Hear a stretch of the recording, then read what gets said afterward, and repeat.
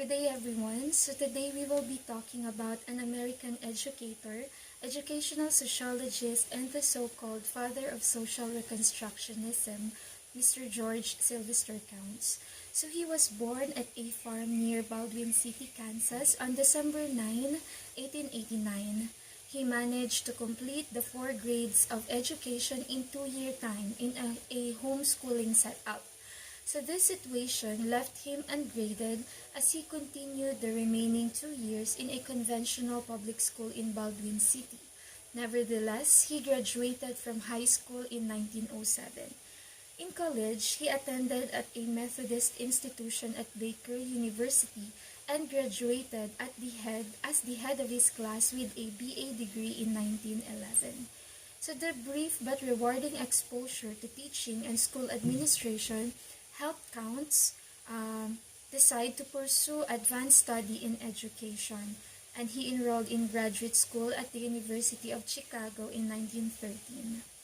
At Chicago, Counts majored in education and minored in sociology under such distinguished scholars as Charles H. Judd and Albion W. Small. He taught at the University of Washington, Yale University, Columbia University, and the like until his retirement in 1956. So during his career, he lectured at a number of leading universities such as Harvard, Illinois, Michigan, Stanford, and Virginia. He authored 29 books and more than 100 articles, and Counts was also an active participant in several professional and civic organizations, notably the American Academy of Political and Social Science, the American Civil Liberties Union, the Progressive Education Association, etc. So Counts died on November 10, 1974. So for the influence, beliefs, and philosophy of Counts as the leader of the social reconstructionists, a group within the society-centered wing as opposed to the child-centered wing of the Progressive Education Association, who believed that schools exist to initiate social change.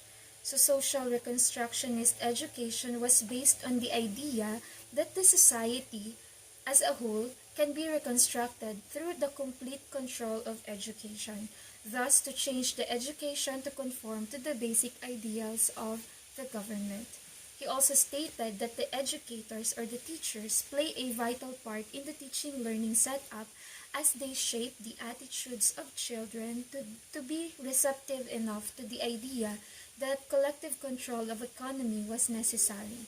Thus, schools, according to Counts, could become the incubators of great society dedicated to cooperation rather than to exploitation. However, on the other hand, Counts was viewed by some conservatives as a communist sympathizer, bent on subverting the American way of life.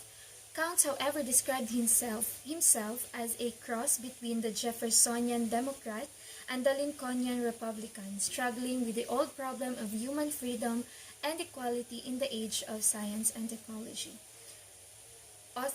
Counts can be best remembered for his ties to progressive education and social reconstructivism in the 1930s.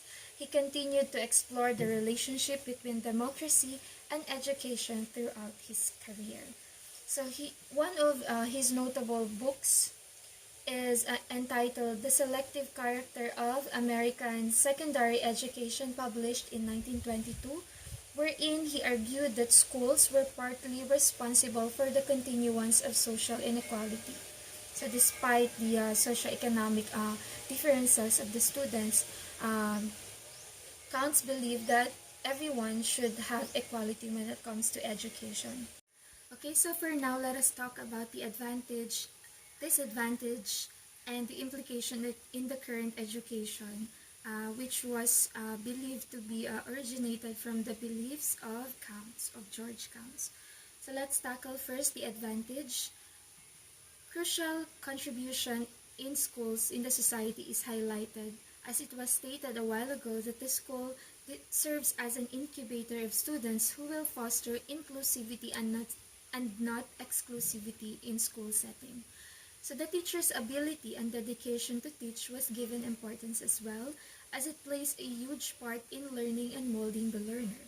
And the idea that every institution in the community, uh, except from the school or aside from the school, contributes to the betterment of the school itself. So the school being part of the greater entity, it is being affected by different institutions surrounding that particular school. So since schools are driven by the forces that transforms the rest of the social order rather than the school redirecting the change, the students are well knowledgeable on the basic ideals of the current status of the society. So also the students became equipped with the knowledge that he or she needs to face the present and the future trends in the society.